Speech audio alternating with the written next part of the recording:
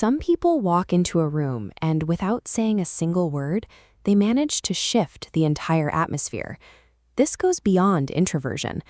These individuals operate on a solitary, unwritten code, moving with a watchful purpose that sets them apart from the crowd. These are quiet guardians. When you observe how they lead and how they shield those around them, their actions mirror the protective work traditionally attributed to angels.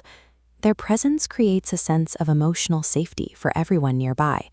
They ground the environment, providing a stabilizing force that people feel instinctively, even if they can't quite explain why. They act as proactive shields, stepping into tense moments to de-escalate danger before anyone notices. Their empathy is quiet. They listen to understand your perspective, refusing the urge to fix you. This central sphere represents their inner integrity. While the shapes around it shift and distort to match their environment, the guardian remains anchored.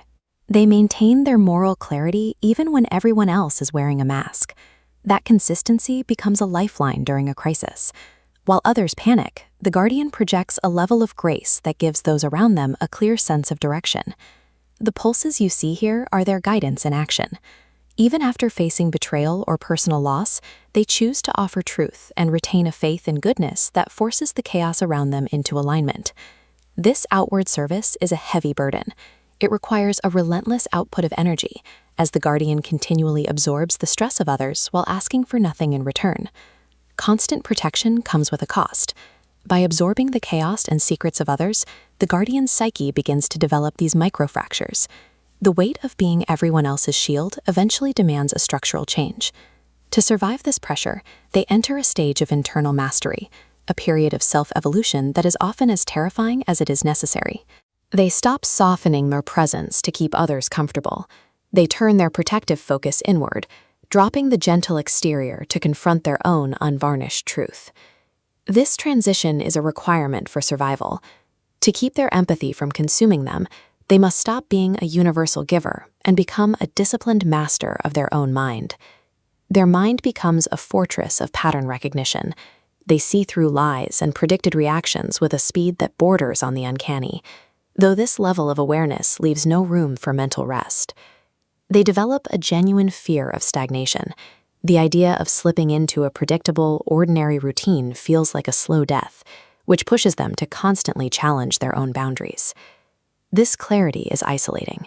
They realize that very few people can meet them at this depth, and they accept that true psychological understanding from others will be a rare occurrence.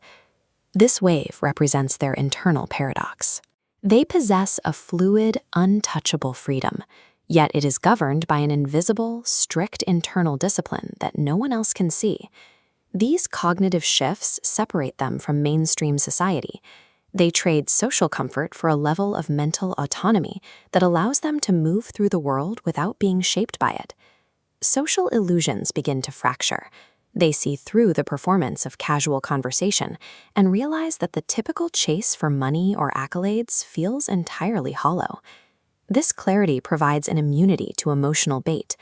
Like this iron sphere suspended above a chaotic pool, they observe drama and manipulation without ever being pulled into the ripples. Their boundaries transform into filters. Instead of blocking blindly, they use selective lenses to measure the true value of everyone entering their life. If that filter detects disrespect, the barrier hardens instantly. They stop offering automatic chances, refusing to let affection blind them to mistreatment.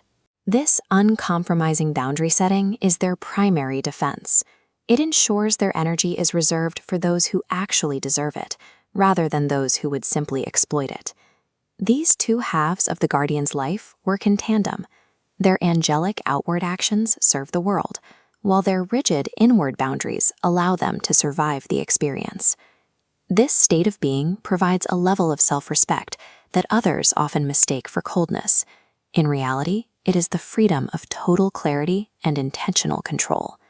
If these traits feel familiar, you are called to embrace the isolation required for this evolution. It is the only way to complete self-mastery. Being a quiet guardian is the human paradox. You possess the capacity to love the world deeply while fiercely refusing to compromise your soul to do it.